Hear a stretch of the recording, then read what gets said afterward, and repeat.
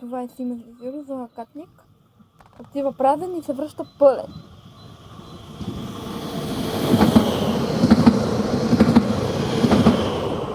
Без номер е, защото, както казах, отива празен и се връща пълен.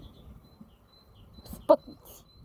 Отива празен, защото там преди са взимали дизел, са източвали дизел от мотористите и така нататък. И затова сутрин рано минават от тук и не спират на нито една гара, директно за лакатник отиват и се връща пълен.